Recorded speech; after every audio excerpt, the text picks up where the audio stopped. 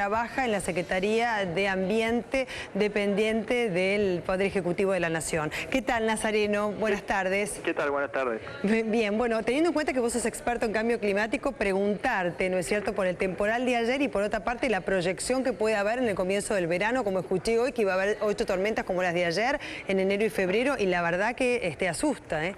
Sí, bueno, no es particularmente el rol de la Secretaría el tema del pronóstico, que es algo más... Sí, eso se lo dejamos a Javier Torrente, decís vos, pero bueno, porque el cambio climático que se ha venido dado en los últimos tiempos, no solamente acá en nuestro país, sino en todos lados, hasta desdibujadas las estaciones han quedado, Nazareno. Sí, no, yo lo que puedo afirmar, y con cierta base de evidencia científica, ya que no son palabras mías, sino que son palabras de algo que se llama el Panel Intergubernamental sobre Cambio Climático, que es un grupo de científicos de todo el mundo, que inclusive recibió el Nobel de la Paz hace un par de años. Sí. Este grupo de científicos ha afirmado que evidentemente el cambio climático tiene asociado un aumento tanto en la frecuencia como en la intensidad de los eventos extremos. Esto quiere decir que este informe, o los informes de este panel, dicen que con el tiempo vamos a ver cada vez con más frecuencia tormentas de grandes precipitaciones y cada vez mayores precipitaciones en tiempos más cortos. Claro, entonces vuelvo a mi pregunta original, más allá que no nos vas a dar el pronóstico, esta eventualidad, ¿no?, de irnos extremos en lo que al clima se refiere, por supuesto repercute en la Argentina, ¿no? La estación del verano es la que se puede ver muy afectada como consecuencia de este cambio. Seguro, es difícil el tema de la proyección a futuro. Uno puede decir que sí, que la Argentina tiene que prepararse, la Argentina como otras regiones del mundo tiene que prepararse para un futuro en el cual estas tormentas, estos eventos van a ser más frecuentes y más intensos.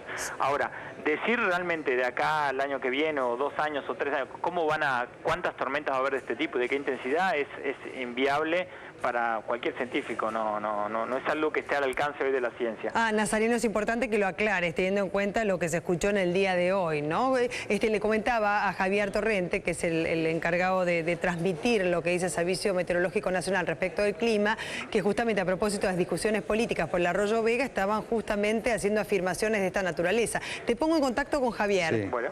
Nazareno, sí. ¿Cómo te va? Un gusto saludarte. ¿Qué tal? Mucho gusto. ¿Qué tal? ¿Cómo estás? Mira, siempre la comunidad científica internacional estuvo dividida con el cambio climático a favor y en contra, con diversas posturas y diversos argumentos. Para poder hacer estos análisis, y vos más que nadie acá lo podés saber muy bien, hay que hacer trabajos comparativos. Ahora, para poder comparar y poder deducir esto, la humanidad dispone de registros realmente hace poco tiempo en comparación con otras actividades. La meteorología empezó hace poco, digámoslo así, por lo menos a nivel registro. Entonces, ¿qué sabés vos a nivel así general, internacional, que se opine con respecto al cambio climático con estos registros de hace, ponele 300 años a la fecha? ¿Esto es verdaderamente un cambio climático o es una era que está comenzando y de la cual no podemos comparar porque no se tienen registros, habida cuenta que la anterior era, estamos hablando de 10.000 o 15.000 años atrás? Sí, yo no concuerdo tanto que haya tanta disparidad en cuanto a afirmar que el proceso que estamos viviendo de cambio climático tiene un origen humano o causas naturales. Creo que eso te referías con la pregunta, ¿no? Sí, exactamente. Entonces, esta discusión, vieja discusión de si el cambio en el clima es producto de la actividad humana o no, y si no es producto de la actividad humana, entonces estos convenios internacionales que se están haciendo, como el Protocolo de Kioto o la Convención sobre Cambio Climático, que apuntan a minimizar estas causas, no tenían mucho sentido. Pero yo creo que, yo por lo menos me baso en lo que dice este panel intergubernamental sobre cambio climático. Creo que está integrado por científicos de mucho renombre del mundo, y ellos han sido claros en su informe en decir que en los últimos 50 años el calentamiento se debe fundamentalmente a el efecto de la actividad humana, en particular la emisión de gases de efecto invernadero. Si bien ellos aclaran que siempre hay algún componente natural que tiene que ver con este proceso de cambio climático, en los últimos 50 años es mucho más importante el efecto del hombre, con lo cual tiene mucho sentido lo que se hace desde distintas áreas de los países, en particular las vinculadas a políticas en cambio climático, de intentar reducir la emisión de estos gases. ¿Y de qué manera, Nazareno? Bueno, hay muchas. Lo primero, si uno tiene en cuenta cuáles son las fuentes de emisión de estos gases, la principal, la número uno, es la quema de combustibles fósiles. ¿Dónde se queman combustibles fósiles? En todos lados. En el auto, cuando se mueve, en la generación de energía eléctrica para que puedan tener electricidad en las casas, en la generación de calor, cuando uno quema gas en la hornalla, en la industria. Toda la demanda de energía de la industria. En la deforestación también, claro. La deforestación es otra fuente muy importante. Países como Brasil, por ejemplo, el 90% de sus emisiones provienen de la deforestación. Claro. En Argentina, la agricultura y la ganadería son una fuente muy importante de estas emisiones.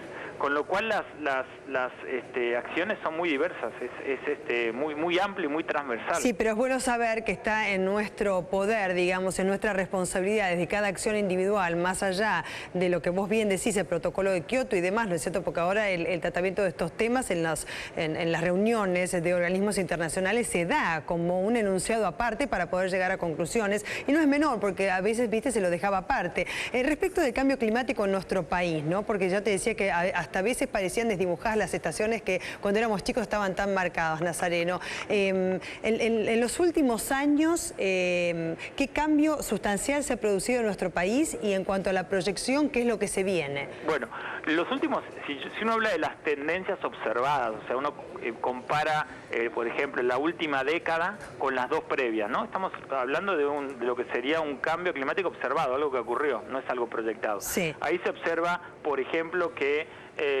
los caudales de la cuenca del Plata vienen incrementándose. Los caudales de los ríos que están en Cuyo vienen en decremento. Los glaciares vienen en retroceso, claro.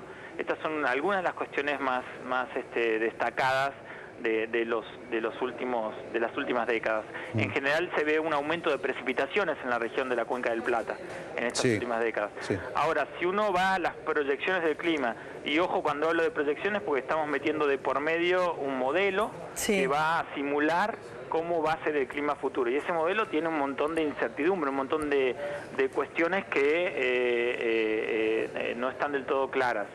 Uno tiene que simplificar mucho la realidad para poder hacer estas proyecciones. Claro. Y a veces se cometen errores. Bueno, estas proyecciones hablan de una continuidad en el retroceso de los caudales de la región de Cuyo, lo que identifica esta zona de Cuyo como una zona potencialmente afectable, ¿no? Porque vienen decreciendo los caudales de los ríos y los modelos proyectan que van a seguir decreciendo, y es una zona donde la actividad económica se basa en utilizar el agua que viene en esos ríos. Por supuesto. Nazareno Castillo, te agradecemos muchísimo por esta información. Es muy valiosa, te dejamos seguir trabajando. Bueno, un gusto, ¿eh? Igualmente, hasta luego. Gracias, Javier. Después vamos a ampliar el... ¿Cómo no? Hasta luego. Bueno, por supuesto...